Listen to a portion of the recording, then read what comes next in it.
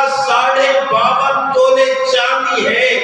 تو وہ آدمی بھی زکوٰۃ دینے کا اس پر حکم لاگو ہوتا ہے کہ وہ آدمی بھی زکوٰۃ دے گا۔ ایک آدمی کے پاس یہ دونوں چیزیں نہیں ہیں، ایک آدمی کے پاس نقدی مالیت ہے، نقد پیسے ہیں، یہ کتنے ہونے چاہیے؟ اس کا آسان طریقہ یہ ہے کہ یہ آدمی اپنی جب زکوٰۃ ادا کرنے کا اس پر وقت آ گیا تو یہ آدمی اپنی اس نقدی رقم کے دیکھے گا کہ میرے پاس کتنی نقدی رقم ہے، پھر پوچھے گا کہ بھئی بازار کے اندر 1 تولے چاندی کا کیا ریٹ ہے، وہ اس 1 تولے چاندی کو 52.5 تولے چاندی کے ساتھ ضرب دے گا۔ آج کے حساب سے میں نے 2 ہفتے پہلے پوچھا تھا، تقریباً 52.5 تولے چاندی کا ریٹ بن رہا تھا 1,56,500 روپے۔ اگر کسی بندے کے پاس نقدی روپے 1,56,000 روپے ہیں اور ان پر سال پورا گزر گیا، اب شریعت یہ کہتی ہے کہ یہ اپنے مال میں سے زکوٰۃ نکالے، یہ اپنے مال میں سے حصہ نکالے۔ یہ تو اللہ جل جلالہ کی ذات نے آپ صلی اللہ علیہ وسلم کی امت پر بڑی آسانی کی ہے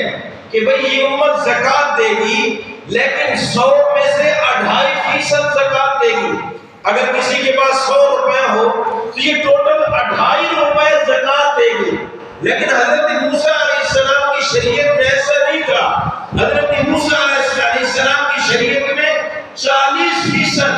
اگر ایک آدمی کے پاس 100 روپے ہیں اس کے لیے حکم یہ تھا کہ وہ 100 میں سے 40 اللہ کے راستے میں دے گا۔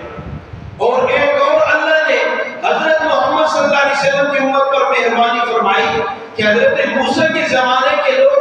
زکوٰۃ کا مال غریبوں کو نہیں دیتے تھے، زکوٰۃ کا مال ایک پہاڑی پر رکھتے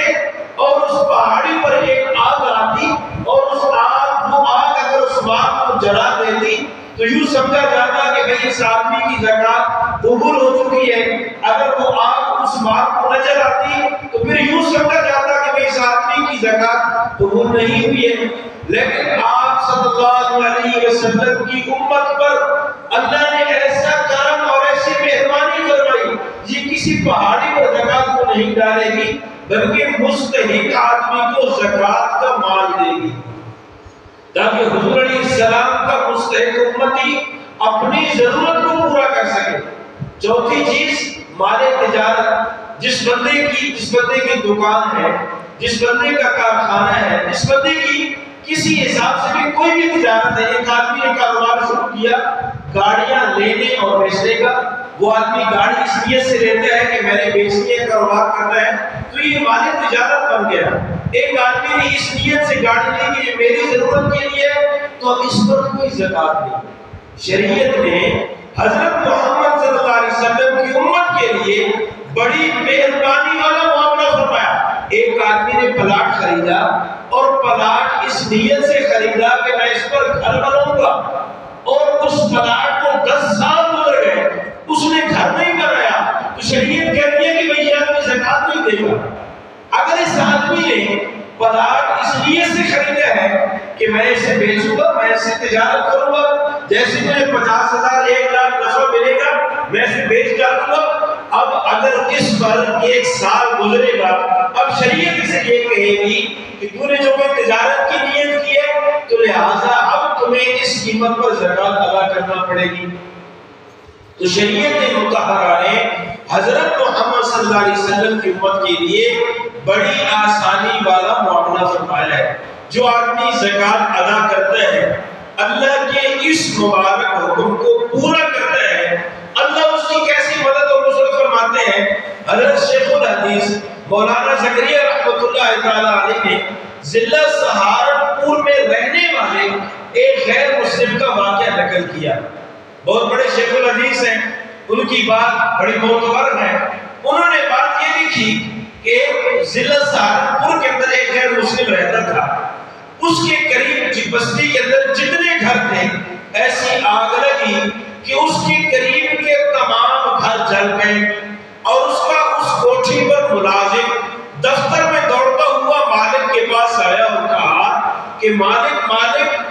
کہیں سے مدد کا بندوبست کیجئے، کہیں سے آگ بجھانے کا بندوبست کیجئے، اس لیے کہ آپ کے محلے میں آگ لگ چکی ہے، قریب ہے کہ آپ کے گھر کو بھی آگ لگ جائے، لہذا آگ سے بچنے کا بندوبست کیجئے۔ وہ غیر مسلم آدمی اپنی لکھائی میں مصروف رہا، اس نے اپنے نوکر کی بات کی طرف توجہ نہ دی۔ 3 مرتبہ خادم نے یہی بات کہی، مالک نے کہا کہ جناب چلو دیکھ کر چلتے ہیں۔ وہ نوکر اور وہ مالک دونوں جب اپنے گھر کی طرف آئے تو ان کا گھر مکمل بچا ہوا تھا، اور درمیان کی اور دائیں بائیں کی جتنی بستیاں تھیں، جتنے گھر تھے وہ سارے جل چکے تھے۔ وہ خادم مالک سے پوچھنے لگا کہ میں آپ کو بار بار بتا رہا تھا یہ بات کہ آپ کا گھر جل جائے گا، لیکن آپ مطمئن تھے اور آپ مجھے کہہ رہے تھے کہ کچھ نہیں ہوگا، ایسا کیا ہوا کہ آپ کے گھر کو آگ نے کیوں نہیں جلایا؟ عجیب بات۔ اس نے کہا کہ میں نے مسلمان علماء سے سنا ہے، میں نے اسلام والے علماء سے سنا ہے کہ جو آدمی اپنے مال سے حصہ نکالے گا، جو آدمی اپنے مال سے زکات کو نکالے گا، اس آدمی کی مالیت کو کوئی چیز نقصان نہیں دے سکتی۔ اس لیے مجھے یقین تھا کہ میں نے اللہ جل جلالہ کی ذات کے نام پر اس مال میں سے حصہ نکالا ہے، غرباء پر تقسیم کیا ہے، لہذا میرے مال کو کوئی چیز نقصان نہیں پہنچا سکتا۔ اسی ضلع سہارنپور کے ایک شخص کا اور واقعہ، حضرت مولانا زکریا رحمۃ اللہ تعالیٰ علیہ جو بہت بڑے شیخ الحدیث، بہت بڑے محدث گزرے ہیں، انہوں نے کہا کہ جناب ہمارے پاس اٹھنے بیٹھنے والا ایک آدمی، وہ کہتے ہیں کہ میں ایسے آدمی کی بات آپ کو بتا رہا ہوں کہ جو نمازی تھا،